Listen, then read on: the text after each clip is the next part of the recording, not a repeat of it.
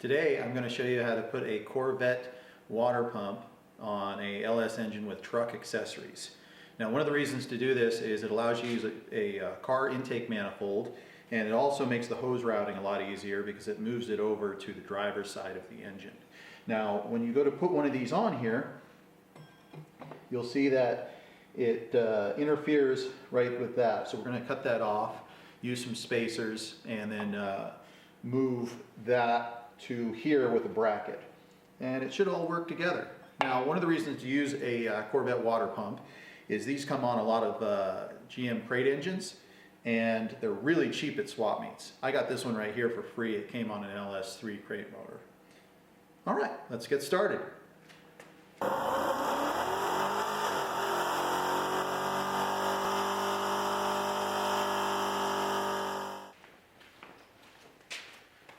All right, in order to do this, we're going to need a few different parts and tools. We will, of course, need a Corvette water pump. We're going to need some 1.5-inch water pump spacers. There's a few companies that make these. And we're going to need a relocation kit for this idler pulley. These two bolts go in right here and move the idler to about there, so it's out of the way. We're also going to need a power steering pulley puller for GMs. This one is an Astro 7874, and that goes on right here so we can pull this pulley off. Now, you don't necessarily have to do that. I find it easier to do it that way. I leave the power steering pump hooked up, and there's actually a bracket on the back to the block. So take this off, and then you can get to the bolts where it's mounted to this bracket. Take those bolts out, and you can take the bracket off and leave the pump in place. That is the easiest way for me to do it. However, if you don't have one of these tools, you can also just remove the lines from the power steering pump, take that back bracket off, and leave this hooked up while you cut this. It's going to end up with a shorter belt, and then whenever you're swapping water pumps around, you want to use the tensioner that matches the water pump. Now, the water pump I have is a C6 unit, but I used a C5 tensioner, which is almost identical, but it's a little bit softer on the spring. Now, if you're running a blower or you're having a problem throwing belts off for some reason, you got a real fast revving motor, you're probably going to want that C6 tensioner. First thing we're going to do is take this alternator off, and it's got two bolts right here, and then there's also a electrical connector here and a large gauge wire on a stud on the back. I've already undone the electrical connections, so pull those two bolts out. Use a 15mm socket on those, like most of the accessory bolts. And sometimes these don't want to come out because these two spacers are forced up against them.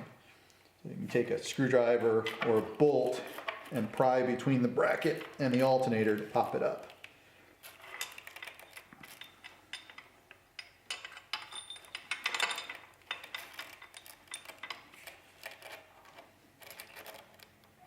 Yeah.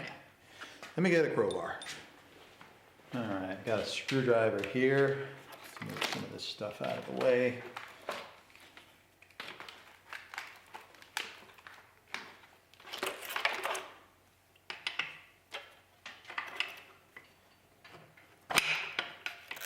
There we go.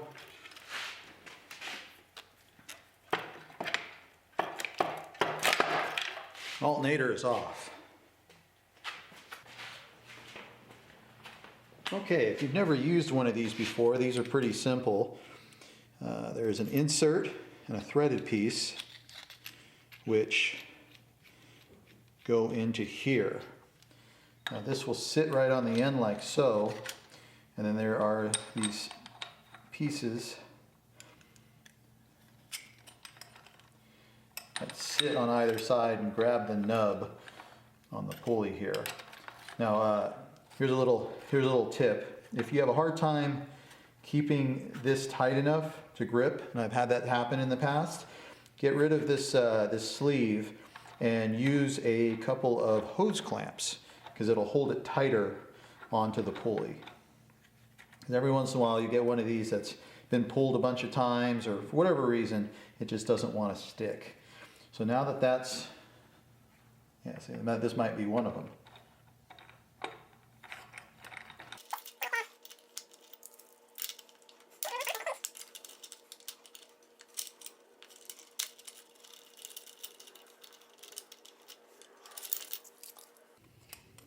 Watch me fumble with this forever.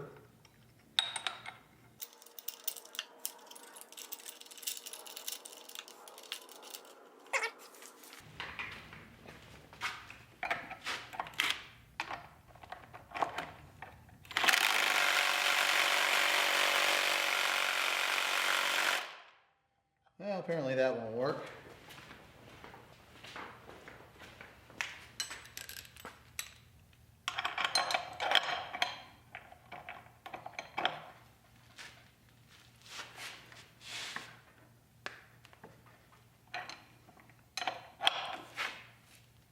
Wow, I'm gonna need something longer for that. That one's on there. Try this again.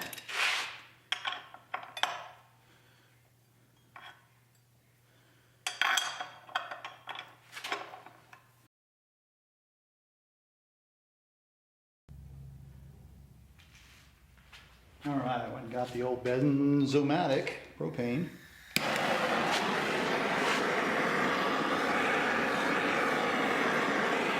By the way, this works really well for putting balancers back on too.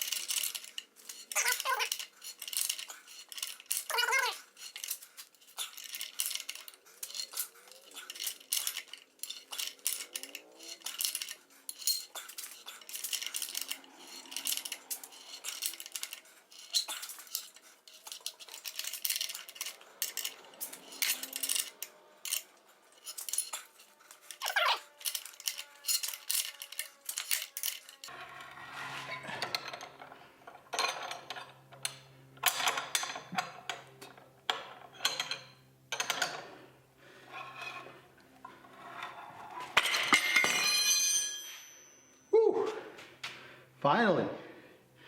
That was a lot more difficult than it normally is. We're going to leave that on the ground for a minute because it's pretty warm.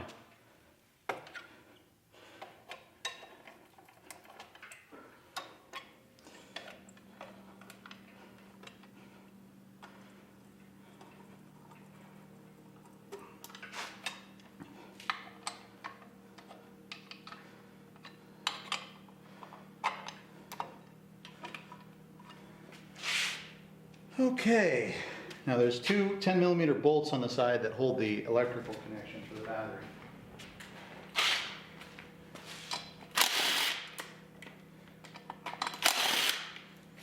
There we go, those two right there.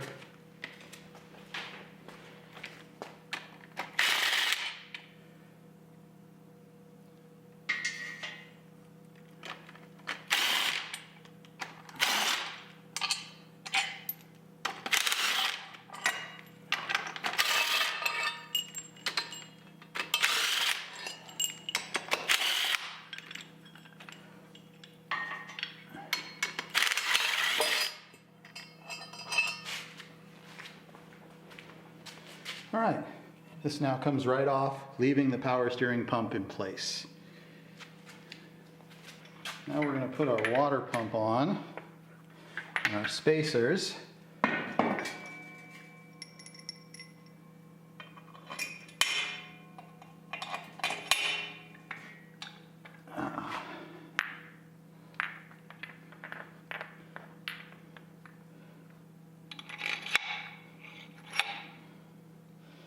This one has a little port for your steam vent that goes on this side. Now I'm not putting any gaskets in yet because this is just a trial fit. It's actually not even going to go on this motor. It's going to go on a different motor.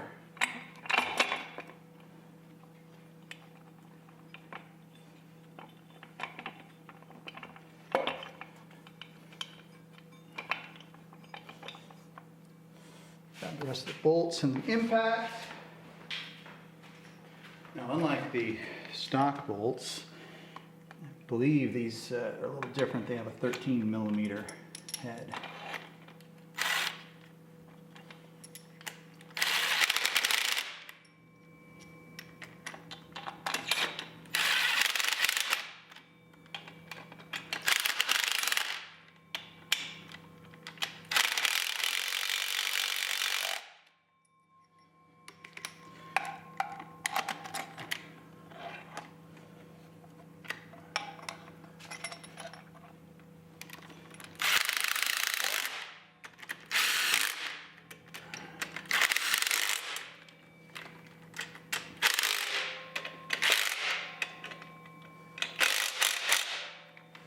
All right, as you can see, it's on now, and it lines up perfectly with the belt.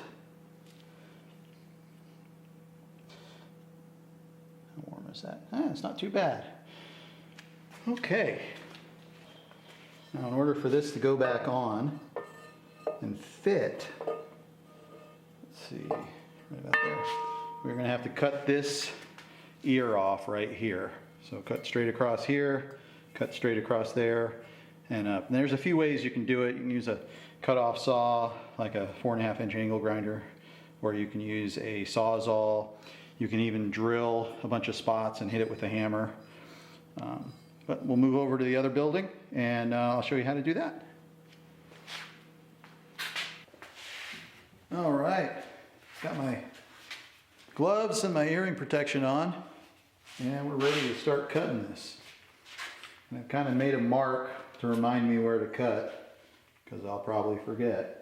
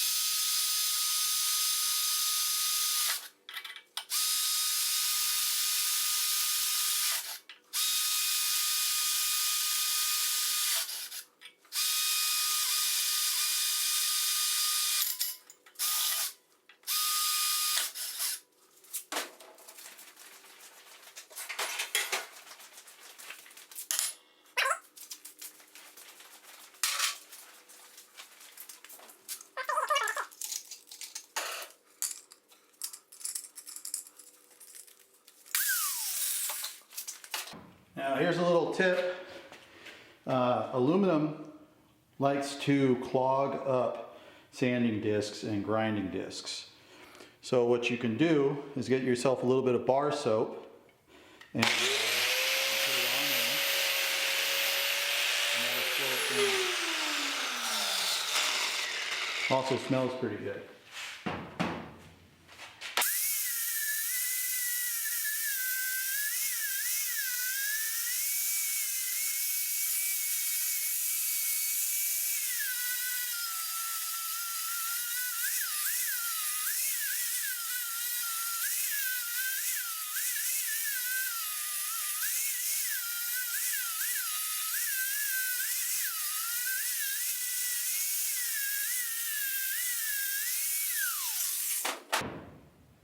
Voila, all good to go.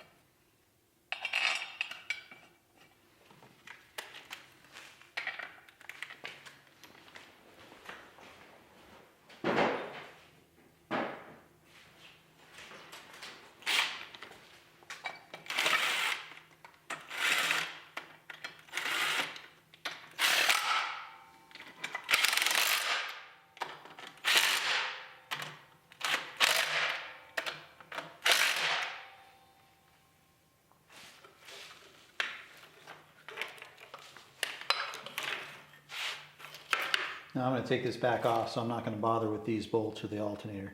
But I left these two off for a reason, because that's where our relocator is going to go. So this particular relocator that I got has two pieces and some new bolts. And if you look at this piece, it is countersunk for the bolts. So it can really only go on one way. And that's like so. If you were to flip this over, the countersinks would face inward. And of course, the spacer goes behind it to bring it out to the proper depth.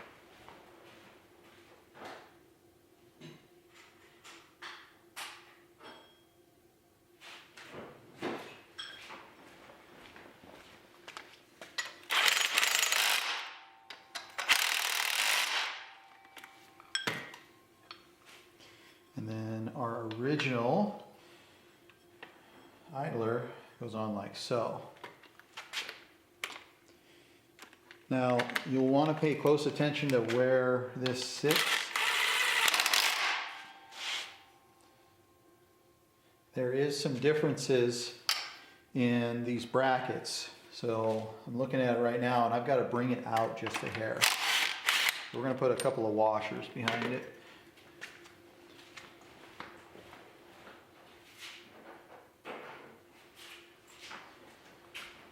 Just your run-of-the-mill grade 5 washers, nothing special.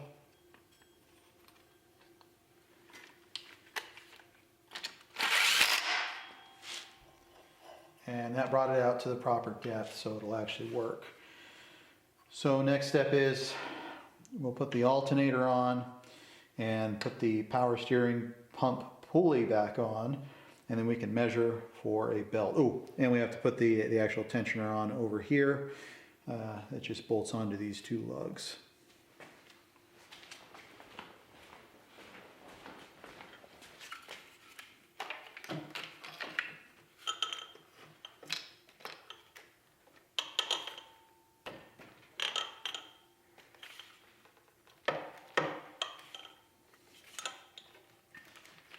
You know what?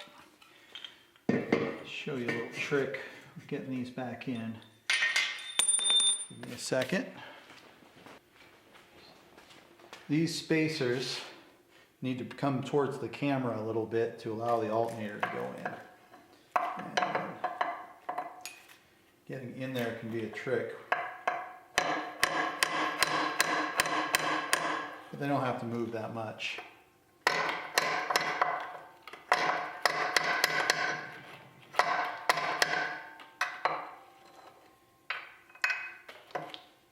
I was hoping that would work a little better.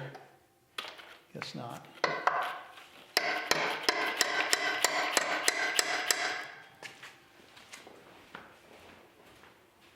A smaller hammer would have worked much better.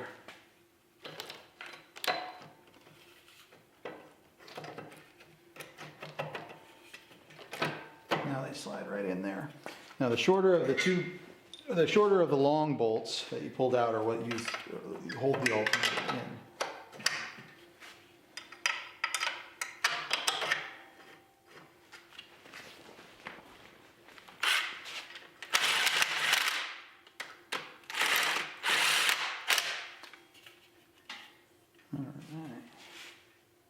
Looking good.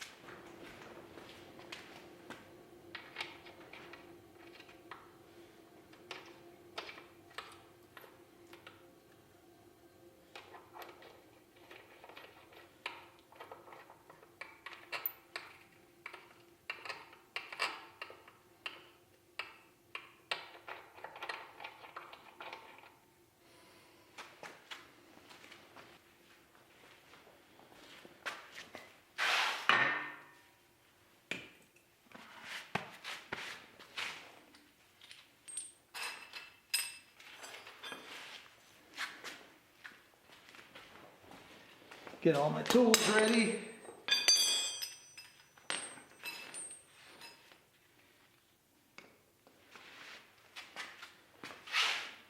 Here we go. I'm going to warm this up so it slides on easier.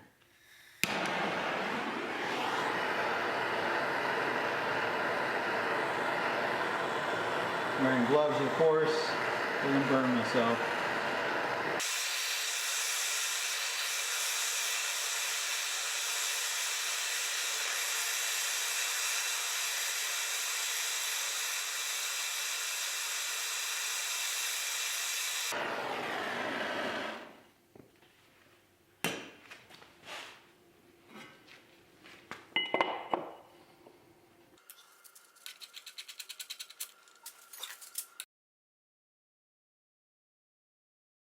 That's why I'm having such an issue.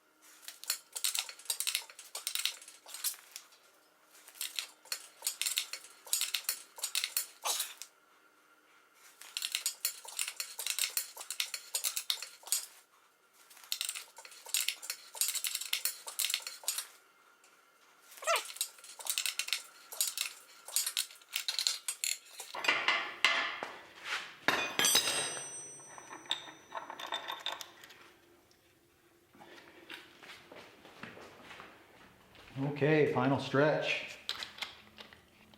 Put this tensioner on.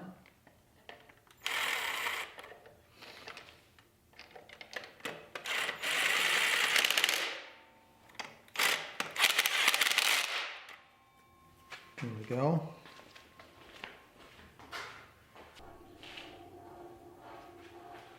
All right, so to measure, I take and I make a little loop on the end of a piece of string. And we'll set this somewhere up there for a second. And we are going to simulate our belt. So, water pump goes reverse rotation, so it goes on the back side.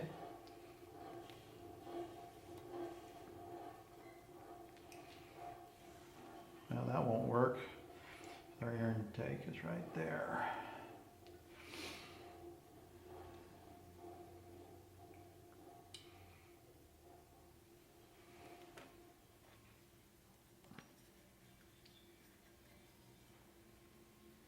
Let's do that.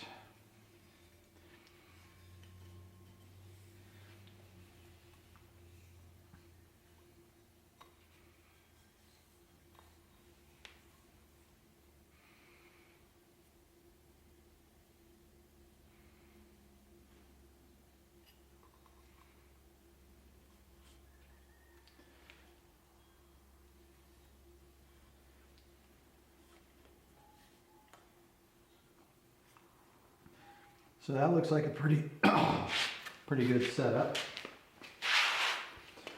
Got quite a bit of engagement on the power steering. We have a decent amount on the crank, about half. And got a decent amount here on the water pump pulley, almost half. And about half on the alternator. The more the better on this. So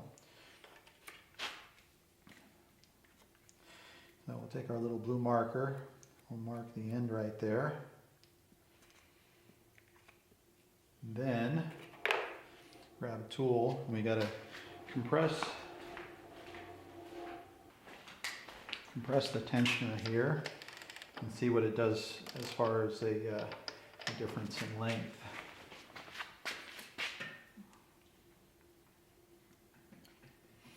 So this is where it's tricky, is don't have enough arms.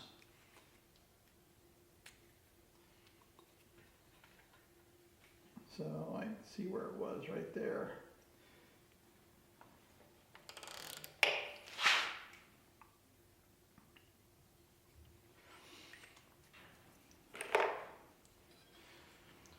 So now we can measure this. There's 2 marks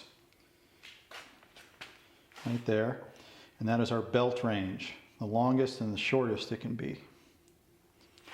Let me go measure this.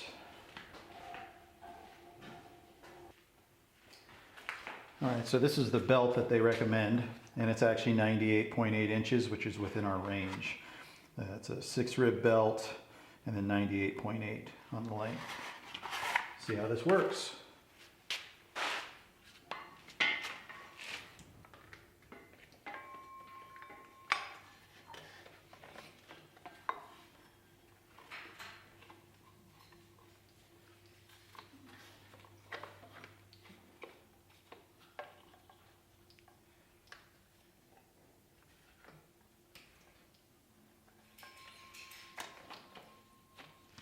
It's usually easiest to slide it onto the water pump as it has no grooves.